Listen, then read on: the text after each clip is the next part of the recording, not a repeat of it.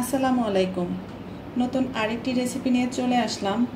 আজ রান্না করে দেখাবো গরুর পায়া বা নলা। কোনো রকম ঝামেলা ছাড়াই খুব সহজে কিভাবে এই গরুর পায়া রান্না করা যায় সেই রেসিপিটি আপনাদের সাথে আজকে শেয়ার করব। আর এটা খেতে কিন্তু অসম্ভব মজার হয় আর রান্না করাটাও খুবই সহজ। রেসিপিটি ভালো লাগলে অবশ্যই একটি লাইক আশা করছি, আর প্লিজ সাবস্ক্রাইব মাই চ্যানেল। আমি এখানে 1.5 কেজি গরুর পায়া নিয়েছি, আর এটাকে আমি ভালো করে পরিষ্কার করে গরম পানি দিয়ে ধুয়ে পানিটা আমি ঝরিয়ে নিয়েছি, আর এভাবে ছোট ছোট টুকরা করে কেটে নিয়েছি। আপনারা আপনাদের পছন্দ মতো সাইজ করে কেটে নেবেন।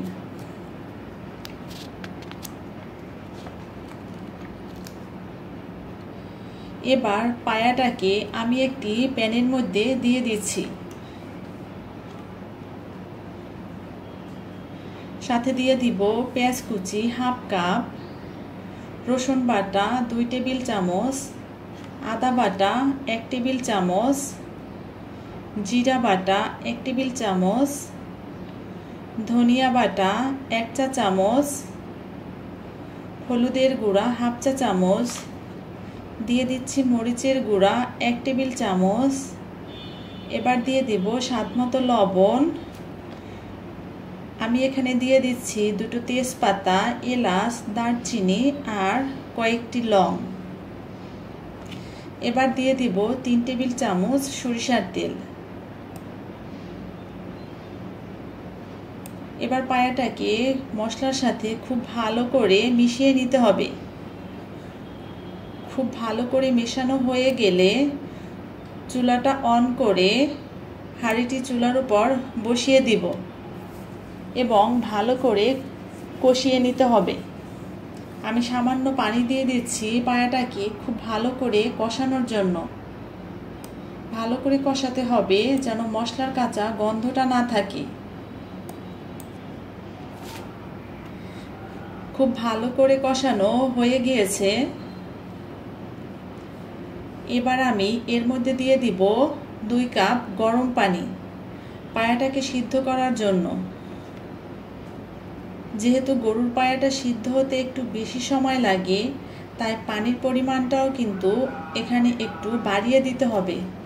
আমি এখানে 2 কাপ পানি দিয়েছি পায়াটা সিদ্ধ করার জন্য, কিন্তু পরবর্তীতে আমাকে এখানে আরও 2 কাপ পানি অ্যাড করতে হয়েছে। তো পায়াটা সিদ্ধ হতে আমাকে মোট 2 লিটার পানি ব্যবহার করতে হয়েছে। পায়াটা সিদ্ধ হতে আমার 2 ঘন্টার মতো সময় লেগেছে। 2 ঘন্টা পর পায়াটা কিন্তু এখন আমার পুরোপুরি সিদ্ধ হয়ে গিয়েছে। দেখুন খুব ভালো করে কিন্তু পায়াটা সিদ্ধ হয়ে গিয়েছে।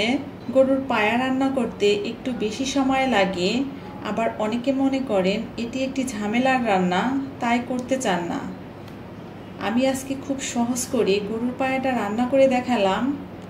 আশা করি আপনাদের কাছে আমার আজকের রেসিপিটি ভালো লেগেছে।